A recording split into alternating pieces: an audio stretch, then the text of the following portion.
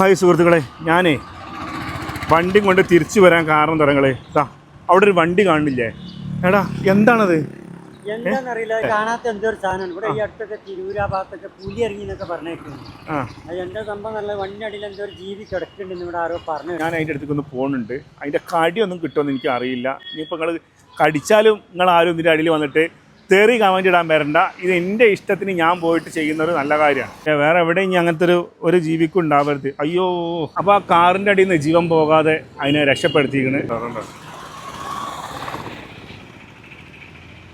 ഭക്ഷണമൊന്നും കിട്ടാതെ വളരെയധികം ദയനീയമായ ഒരു അവസ്ഥയിലിട്ടോ. ഒരു നേരത്തെ അന്ന അതിന് കൊടുക്കാൻ പറ്റിയാൽ അതൊരു നല്ല കാര്യമല്ലേ? എല്ലാം ജീവികളാണല്ലോ. ബിസ്ക്കറ്റ് കൊടുക്കാമെന്ന് വിചാരിച്ചിട്ടോ.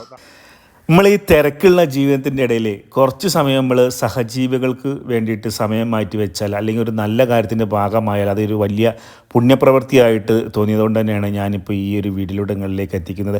ഇതാ ഈ ഒരു വണ്ടിക്ക് താഴെ ഒരു ജീവി കിടക്കുന്നുണ്ട്.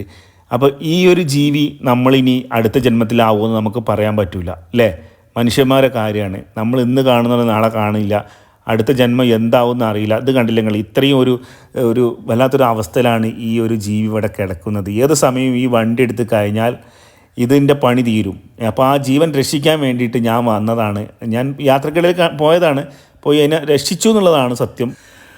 നമ്മൾ എത്രയോ റോഡ് സൈഡുകളിൽ കാണാറുള്ളതാണ് അല്ലേ? ചതഞ്ഞരഞ്ഞുകൊണ്ട് പല ജീവികളും കിടക്കുന്ന അവസ്ഥകൾ. അതൊക്കെ പെട്ടെന്ന് നമ്മളെ മനസ്സിലേക്ക് ഓടിയെത്തിയപ്പോഴാണ് എൻ്റെ മനസ്സിൽ തോന്നിയത് ഇതിനൊന്ന് രക്ഷപ്പെടുത്തുക എന്നുള്ളത്. ഇത് അത്രയും ഡേഞ്ചറായിട്ടുള്ളൊരു സാഹചര്യത്തിലാണ് അവിടെ കിടന്നിട്ടുണ്ടായിരുന്നത്. അതുമാത്രമല്ല, അതൊക്കെ കഴിഞ്ഞ് ഇവരെ കൂട്ടുകാരായിട്ടുള്ള കുറച്ച് പേരെ കൊണ്ട് കണ്ടിട്ടോ. ഒക്കത്തിൻ്റെയും അവസ്ഥ വളരെ ദയനീയമായിരുന്നു. ഇവരെ ഈ നോട്ടുണ്ടല്ലോ, ഈ കുട്ടൻ്റെ ഈ നോട്ടൊക്കെ എന്നെ വളരെയധികം എന്താ പറയുക വേദനിപ്പിച്ചു എന്നുള്ളതാണ്. എന്തെങ്കിലും ഭക്ഷണമൊക്കെ കിട്ടാതെ നിൽക്കുന്നൊരു സാഹചര്യമായിട്ട് എനിക്ക് തോന്നി. അപ്പോൾ കുറച്ച് പേരൊക്കെ ഇവിടെ കണ്ടപ്പോൾ എന്തായാലും ഞാനിങ്ങനെയൊക്കെയുള്ള കാഴ്ചകൾ കാണുമ്പോൾ എന്തെങ്കിലുമൊക്കെ ഒരു നേരം ഭക്ഷണം എന്തെങ്കിലും കൊടുക്കാൻ ശ്രമിക്കുന്നതാണ്. അങ്ങനെ പോയിട്ട് ഒരു ബിസ്ക്കറ്റൊക്കെ വാങ്ങിക്കൊണ്ടുവന്നുകൊണ്ട് ഞാൻ എന്ത് പണി വെച്ചാൽ അത് പൊട്ടിച്ചുകൊണ്ട് ഒരു കവറിലാക്കിയിട്ട് നേരെ അങ്ങോട്ട് പോയിട്ട് എത്രയോ കാലമായിട്ടും തോന്നുന്നു മര്യാദക്ക് ഭക്ഷണമൊക്കെ കഴിച്ചിട്ടിങ്ങൾ കേട്ടോ. ഭയങ്കരമായൊരു അവസ്ഥ അല്ലേ? കാണുമ്പോൾ ഒരു ഫീലിംഗ് ആണ്. നമ്മളെ വീട്ടിലൊക്കെ വളർത്തുന്ന നായ്ക്കളാകുമ്പോൾ അതിൻ്റെ ഒരു ഇത് വേറെയാണ്. അങ്ങനെ അതാണ് അവസ്ഥ തെരുവിലൊക്കെ ആകുമ്പോഴേ. അങ്ങനെ അതൊക്കെ അവിടെ വെച്ച് കൊടുത്തപ്പോൾ നല്ല രീതിയിൽ തന്നെ അവരതിങ്ങനെ ആദ്യം നോക്കി നിന്നു. ഞാനൊന്ന് പോകട്ടെ എന്ന് വിചാരിച്ചിട്ടുണ്ടാവും. അങ്ങനെ ഞാൻ കുറച്ച് വിട്ട് നിന്നെടുത്തു. അങ്ങനെ ഇതാ ഒരാൾ അവിടെ കഴിക്കുന്നുണ്ട്, മറ്റൊരാൾ പിന്നെ ഇവിടെ കിടക്കുകയാണ്. ഇദ്ദേഹത്തിനൊരു കൂസലില്ല. ഇദ്ദേഹം എന്തോ കഴിച്ചിട്ടുണ്ടെന്ന് തോന്നുന്നുണ്ട്. പിന്നെ എന്തോ ഒരു ടെൻഷനുണ്ട് കേട്ടോ അല്ലേ?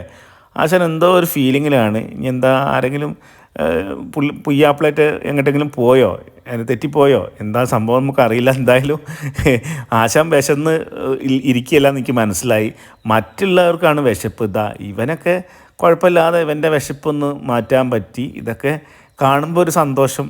ചെറിയ രീതിയിൽ ആണെങ്കിലും ഒരു ചെറിയ നമ്മളെ ഭാഗത്തുനിന്ന് ഒരു പ്രവൃത്തി, അത്രേ ഉള്ളൂ. ഇത് വലിയൊരു സംഭവമായിട്ട് പറയില്ല. മറ്റുള്ളവർക്ക് പ്രചോദനം ആയിക്കോട്ടെ. പിന്നെ അതിനെ കല്ലുകൊണ്ട് എറിയേ അല്ലെങ്കിൽ അതിനെ ഉപദ്രവിക്കാണ്ടൊക്കെ ചേർത്ത് പിടിച്ചു കഴിഞ്ഞാൽ ആറ്റുങ്ങൾ നമ്മളെ സ്നേഹിക്കും എന്നുള്ളതാണ് അല്ലേ? നമുക്ക് തന്നെ അറിയുന്ന കാര്യം. നായ്ക്കൊക്കെ അത്രയും സ്നേഹമുള്ള ആറ്റുങ്ങളാണ്. അപ്പോൾ ഇത് അടുത്ത ജന്മം നമ്മളൊക്കെ ഈ നായായി ജനിക്കുമെന്നൊന്നും നമുക്ക് പറയാൻ പറ്റില്ല. മനുഷ്യന്മാരെ കാര്യമല്ലേ? അപ്പോൾ നമ്മൾ ചെയ്യാവുന്നിടത്തോളം നമ്മൾ ജീവിച്ചിരിക്കുമ്പോൾ നല്ല കാര്യങ്ങൾ ചെയ്യുക എന്നുള്ളതാണ്. അപ്പോൾ ഇതിൻ്റെയൊക്കെ വിശപ്പടയ്ക്കാൻ സാധിച്ചു എന്നുള്ളതാണ് ഏറ്റവും വലിയ സന്തോഷം. ഒരു ജീവനും രക്ഷിക്കാൻ പറ്റി. പിന്നെ ഇതൊക്കെ കഴിച്ചു കഴിഞ്ഞപ്പോൾ ഉണ്ടല്ലോ, ഈ പൊന്നാര ഓമനക്കുട്ടൻ്റെ ഒരു സ്നേഹം ഉണ്ടല്ലോ, ഇന്നെ ഒരു നോട്ടം നോക്കിയിട്ടുണ്ട് കേട്ടോ. ഭക്ഷണം അങ്ങോട്ട് കിട്ടിക്കഴിഞ്ഞ് വിശപ്പണ്ണ് മാറാൻ തുടങ്ങിയപ്പോഴേ കണ്ട ആ സ്നേഹത്തോടു കൂടിയുള്ള നോട്ടം പോരെ അല്ലേ? വേറെ എന്ത് വേണം നമുക്ക്?